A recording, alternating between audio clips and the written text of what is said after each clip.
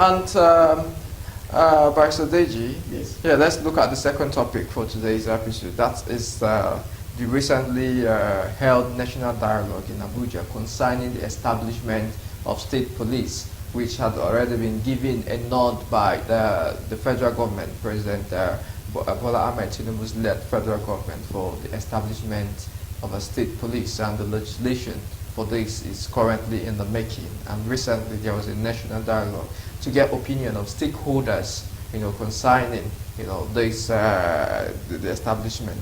So, what do you think? Do you believe that establishing a state police, because during that national dialogue, one of the highlights of that dialogue was the warning of the Inspector General of Police, Kayode Botogu, where he warned that Nigeria is not mature enough for a state police.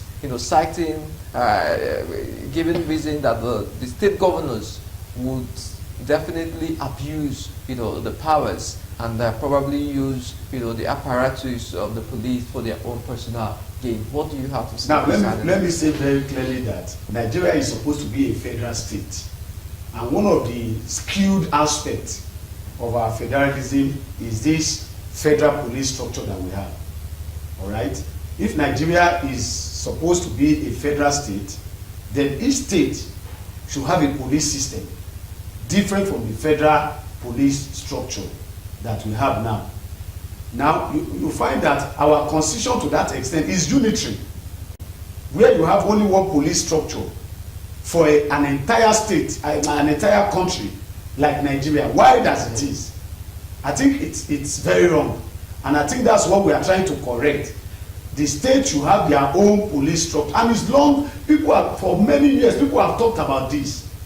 It's long awaited, and I think this is the best time we can put it in place. We are having problems of insecurity, which is spreading. Before, there are some states that have relative peace, relative security. But right now, the insecurity is spreading into those states. And the same federal police we are talking about is not able to curb it. So what do we do? Do we allow our state to be ungoverned, to be unpoliced? Obviously, it will be irrational to be talking about federal police at this time, where insecurity seems to be spreading from everywhere, spreading into every state. That's the first point I want to make. The second point I want to make is that there is nothing that says a state police cannot be established in Nigeria. All right? Nothing, absolutely nothing. The only problem, we have to amend the constitution to reflect it. All right? You're saying that the Nigerian state yes, is not mature yet. the third point that Nigeria is not mature is also fallacious. The federal government is abusing federal police system. Are they not abusing it? So what is the point? What's the argument that the state government will abuse it? We have a police structure, and what we have now is not working. It's a systemic failure. The operational modality of the police is a failure already. Imagine we had a crisis in my area some time ago where people were being killed. We had to contact the police in the area locked up themselves in the station. They did not come out. People's houses were being burnt. They did not come out to come and help the populace. Some of us had to take it on ourselves to call the rapid response of the governor of the state at that time. And before the rapid response would come, they had to call the CP. The CP in turn has to call the AIG of Zone 2. The AIG had to call the DIG. The DIG had to get the consent of, and that thing went on for 2 days. So how do you expect to police a country like that? Whereas if there is a state police, that state police will have immediately quelled that riot. So I think we have come a long way. Nigeria deserves a state police at this time. So the question of the IG saying that the state is not ready or that governors will abuse it, to me, has no foundation, no basis. And I will also say this, that even if a governor wants to abuse the police, the first vanguard against that is the people of that state. The state have leaders, have elders, have traditional rulers, and most of the people that will be in that police system will be from that state. So there is a check and balances even to the power of the governor. to misuse the police, the state police. All right, Barrister Obioroma, Yes. the Inspector General of Police is a critical stakeholder in the architecture of the police system in Nigeria. Yeah. And he has come out to say that based on his foresight, based on his experience on the job, based on his working knowledge of the Nigerian state vis-a-vis the police force, that he believes that Nigeria is not yet mature for a state-controlled police. Doesn't his caution carry weight based on the position he currently occupies? That statement of the IG is spurious. It's baseless. And I'll give you the reasons.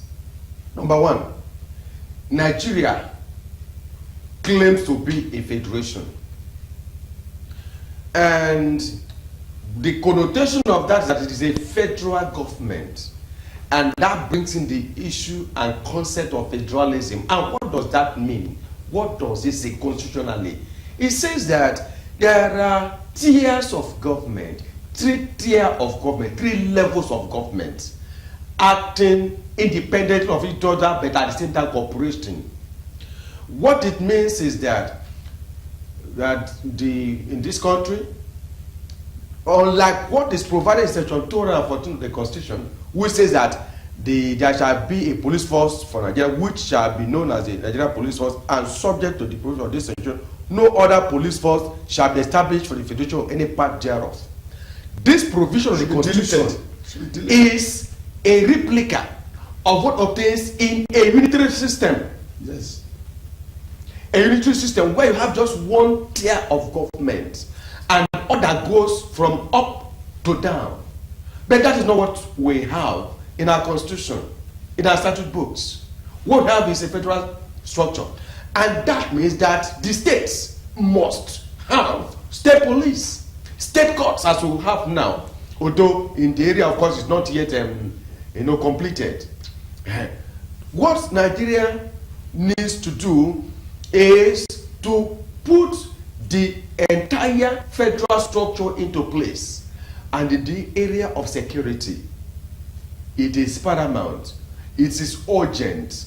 Urgent because the IG was said that does not seem to appreciate the fact that hardly a day passes without you seeing the news, hearing the news, already the papers. There's a number of people have been kidnapped, some have been killed by bandits, unknown gunmen, and so on. And they seem to forget that Nigerians have the right to life. Right to life. And the people that are being wasted day in, day out because of inadequate policing is a signal, a protest to the fact that we need state police, not just at the police level, even at the local government level. And we had it after independence. That is what we did. And the issue of Nigeria not being matured, I don't know the basis of this assessment of maturity. But Nigerians need a country where they can sleep with both eyes closed. They need a country where they can move freely without being molested, without being kidnapped, without being killed. They need a country where they can move freely, but that is no longer the situation in this country. Now, the proper thing to do as a matter of fact is to amend the relevant provision of the Constitution and have state police. The failure of the police to protect people is globally known. If one American citizen is kidnapped, the whole country of America will not rest until that person is rescued. Even in Italy, when there was a miners and there was a slide and 4 were trapped in under, the president went there.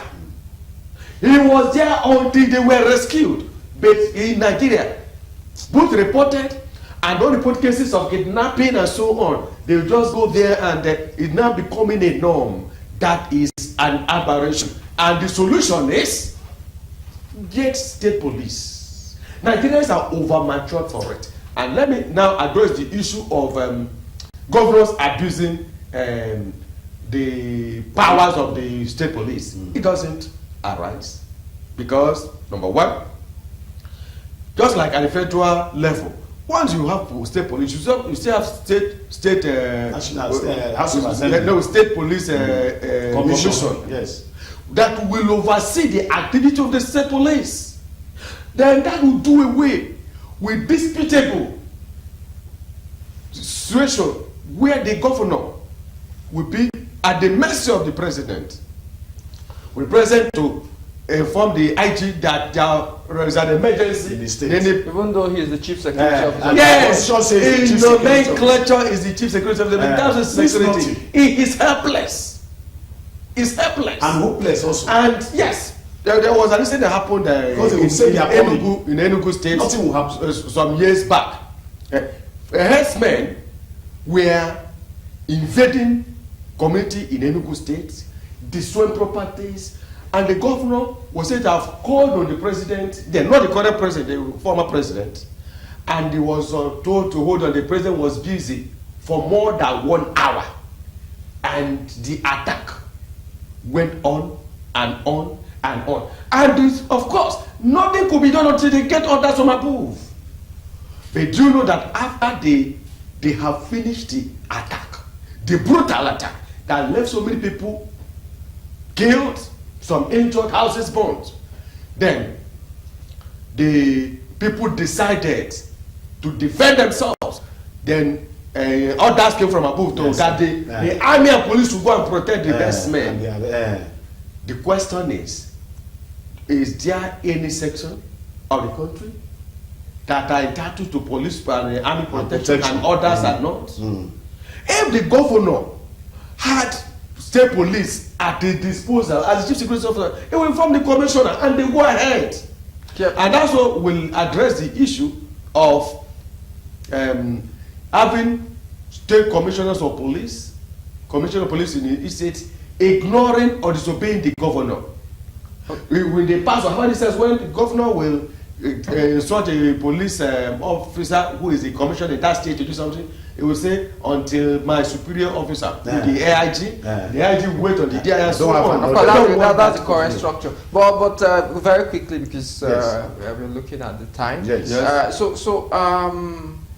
Some people have argued that some states, of course, it is a known knowledge. That some states are not viable. Even so many states of the federation cannot even pay salary, because the issue of also funding of the state police is another angle that we need to take issue, because some people have argued that the subsidy from the federal government by virtue of federal police, that it's better to have it's a federal police, especially for those states who, of course, we know might not be able to fund the activities of the police. No. So what do you have to say concerning the balance of funding? Because any state that wants to establish its own police will put in place a feasibility study of what it's going to do with the police and how to pay that police. It's not the business of this present federal government to determine whether the state is viable to have a police force or not. Yeah, but some people argue that those states could be a breeding ground for criminals to infect other states. Then the state that is threatened can protect itself. Now, the advantage of it is this. Now, look at it this way. If you have a state police, most of those officers of that police system will come from that state. And they know their terrain, they know their environment. And if there is a stranger coming in, it's easy to point a stranger quickly than when you have a federal police. Like in my place, the policeman who is supposed to be guiding us in our station today is from the north. He's from northeast, from Borno.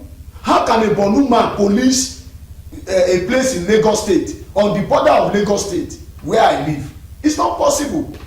It's not possible. So these are the things. Now, to me, it's not an argument that the state cannot fund it. Presently, we have what looks like an autonomous police structure in most of the state.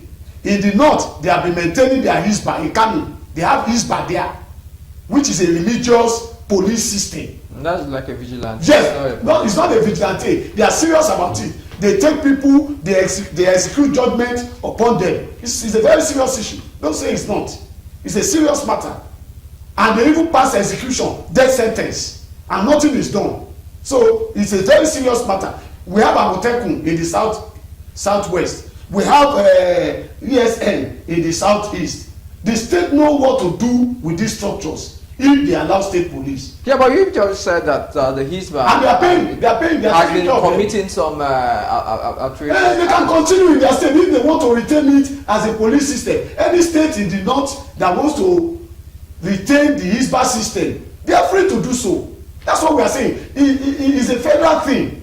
Everybody is free to determine how he wants to go about it. Okay. But Now, on the issue of viability of some of the states in the federation to fund state police, that still brings us to the national issue of structuring. Restructuring. If you restructure Nigeria and do away with this precedent of governors going to Abuja to collect allocation, when the states are now self-dependent in terms of resources, they take care of their resources, they control their resources. Those that are just waiting for the handouts from the federal government in Abuja will stop doing so. The narrative will change. There is no state that is not viable. It's only that because they know that at the end of the month or so time money is coming, they relax. By the time they know that there's nothing coming there, rather they are to on their own go about their business and have enough funds for their sustenance. Everything will change, and that is the structure that we claim we have. All right. And when state police is there and the local government level, well, in those days they call it municipal police. In those days, in yesteryears, or now, local authority. Yes, or local authority. And then it was even so that you discover that security becomes easier at the local level, even at the village level. And the fact that some states have already come up with their own version of what other would have been state police. Yes. They pay them, they provide the vehicles for them and the logistics to operate. All that we need to do is to formalize it. All right. Get state police in place, then they will work. And you see, this is a date of criminality, armed robbery, kidnapping, cross-boundary live in the board. Do you know that Nigeria is losing trillions of naira because foreigners who are the ones who have come to invest are afraid that they may be kidnapped? I know of a man who had been in Nigeria for 32 years. Recently, he left the borders of this country in spite of his investment because he saw that the rate of kidnappings is so much that he cannot afford to be moving and looking behind his shoulders. We are out of time. So, Barrister Deji, just 10 seconds. Let's get your final word on these two topics. Yes, my final word is that Nigeria is ripe for restructuring, as my good brother have said. Now, the revenue allocation formula should be changed. Powers should be devolved to the state, and the revenue allocation formula should be in favor of the state rather than the federal. All of us are in state. Nobody is a federal citizen. Nobody. Even the president has his own state where it comes from, state of origin.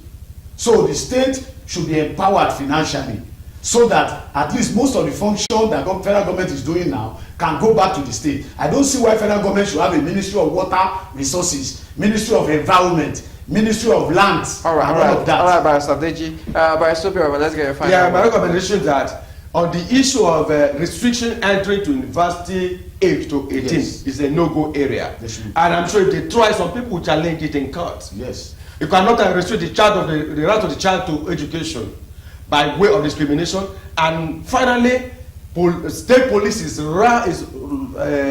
long overdue and should be done now. All right, Barrister. Thank you very much for coming on the show this evening. It was very insightful.